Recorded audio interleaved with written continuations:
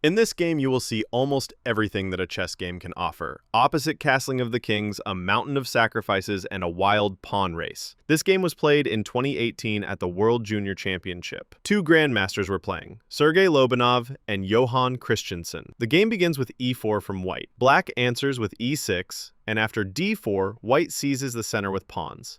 Black replies with d5, a counterstrike in the center. On the board, the French defense. White develops the knight, protecting the pawn on e4. Black increases the pressure on this pawn, and white plays e5, driving away the black knight. The knight retreats to d7, and then comes f4. White in this game will play on the king side, while black will aim for the queen side, as his pawn structure points the way. Black starts undermining white's pawn chain with c5. White consolidates by developing his kingside knight, and black continues the pressure with knight c6. White's bishop comes out to e3, reinforcing, and black develops his bishop to e7, preparing short castling. And what do you think? White plays queen d2, keeping his bishop on f1. He is preparing long castling. a6. Black plays carefully, not castling yet, not revealing his plans for the king. Maybe he will still go long side. With the move a6, he also prepares c4 and b5, with a further pawn storm on the queen side. That is why white takes the pawn on c5, preventing c4. Black recaptures with the knight on c5, and white finally castles long, practically inviting black to begin his attack on the queen side. Black's queen jumps to a5, and white tucks his king on b1, strengthening the pawn on a2 if necessary, and also moving away from the semi-open c-file.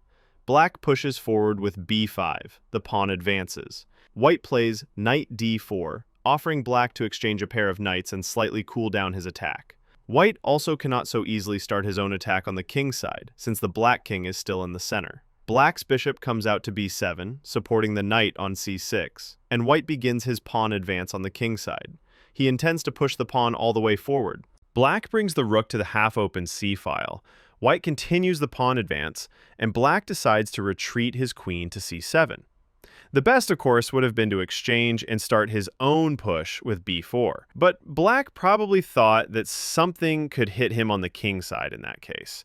And the queen on the 7th rank will also play an important role in defense. White trades knights on c6, and after the bishop recaptures on c6, he transfers his knight to e2. It heads for the square d4, a blockade square. But by moving his knight away, white lost control over the e4 square. Black takes advantage of this, jumping with his knight to e4 and attacking the queen, which steps back to e1. Black's queen and rook begin to look dangerously at the pawn on c2, which is not well protected for white.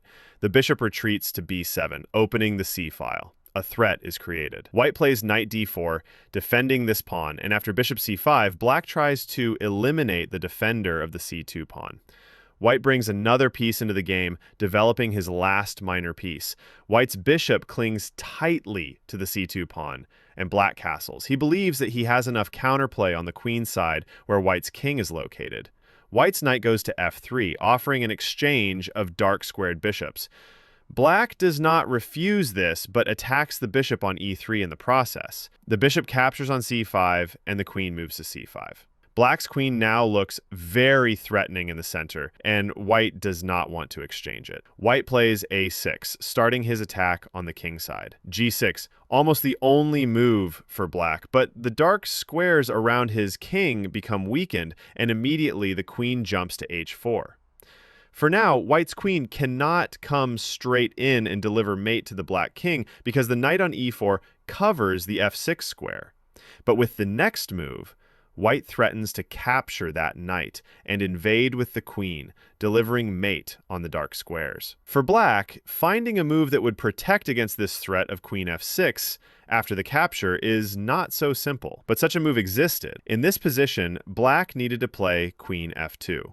Such a quiet move, but almost forcing the exchange of queens. Yes, of course, for example, after queen f2, white could retreat the queen to e7, but black could then try to force a draw in this way, attacking the queen again, and on the only retreat of the queen, avoiding the exchange. Queen h4, again, queen f2. In this way, the game could have ended with repetition. If white's queen captured the bishop on b7, then it would simply get trapped inside this black construction. On queen d7, rook d8, and if, for example, the pawn is taken here, the queen still cannot escape this cage.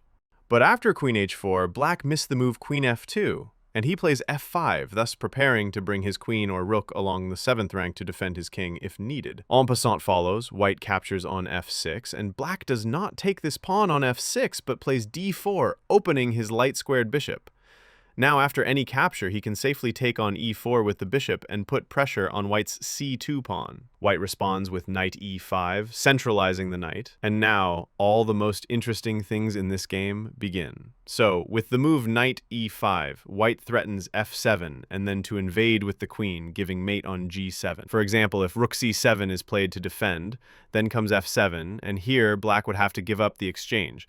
With such a king and the pawn on a6, black would not survive for long, so he urgently decides to eliminate this pawn with knight f6. And it seems that black is holding, but then comes bishop g6. White sacrifices the first piece. Capturing this bishop is obviously bad. Then follows h7, and after the king retreats to h8, the knight takes on g6 with check. After the capture on f8, white promotes another queen and wins a lot of material. That is why black's queen joins the defense, moving to e7 and reinforcing the 7th rank, and white's bishop calmly returns to d3, opening the g-file against the black king.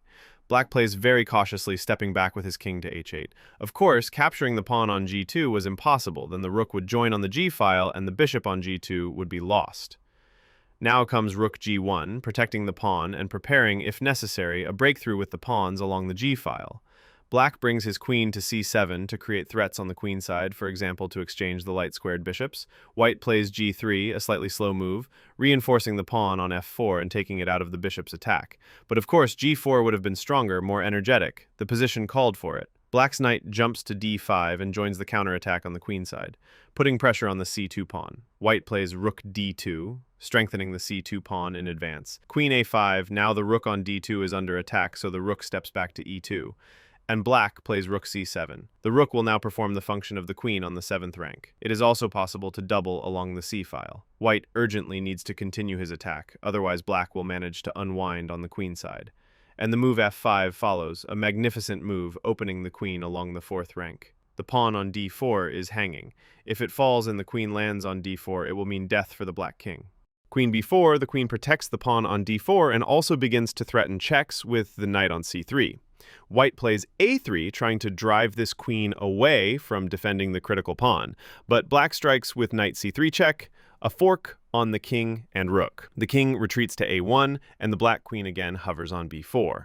Now, the queen moves to d6, and the knight on d5 no longer blocks its defense of the pawn on d4, and the knight is also ready to capture the rook on e2. Then comes the sacrifice of another piece on g6, knight g6 check. Black did not want to refuse this sacrifice because then, for example, after the only retreat king g8 follows the capture on f8. White would still have the exchange up, the rook would then join by taking on e6, and white's terrifying pawns would begin their march forward. So, if there is suffering, let it be for material. Black captures the knight on g6, and after the pawn recaptures, white immediately threatens g7 check, winning the rook. King g8, stepping away from the fork, but g7 follows anyway. Black does not move his rook from f8, but captures the rook on e2 instead. White's rook on g1 is now hanging, but white continues to surprise his opponent with queen g5, supporting the pawn on g7. He does not even look at the rook on f8, and also leaves his rook on g1 under attack. All material is placed on the altar of victory. White secures the pawn on g7 and threatens to push h7. The pawn on h7 will be supported by the bishop, while the pawn on g7 is protected by the queen. Black, having no real alternatives, captures the rook on g1. We now reach a position where white has a bishop, a queen, and two terrifying pawns against two rooks, a queen, and two minor pieces for black. Of course, black would gladly give half of his army for the kind of activity white has in this position. And now comes the finishing combination. h7 with check. The only retreat for the king is f7, and white's pawns finally reach their long-awaited goal, promotion to queens. Promotion to a queen on g8 follows. Capturing this queen with the rook is impossible. After the capture, white promotes another queen on g8, giving a beautiful checkmate to the black king. So the black king steps aside from the check to e8. And it seems that everything is still fine for black. But then white promotes another queen on h8, and now he has 3 queens on the board. White, after sacrificing almost all of his pieces, suddenly gets 2 brand new queens, fresh from the showroom. Naturally, black resigns in this position. Even if he captures one of white's queens after the king retreats to d7, follows a beautiful mating pattern, king c6, bishop e4, and after the only retreat to b6, the black queen is lost. The capture on d6 follows, and the black king perishes in a mating attack. He will be checkmated here. As for me, this is one of the most beautiful and most importantly, principled attacking game for white. Thank you for watching. If you want to support the channel, the link is in the description. There I post exclusive videos. Give a like to this video, subscribe to the channel if you enjoyed this game. See you soon.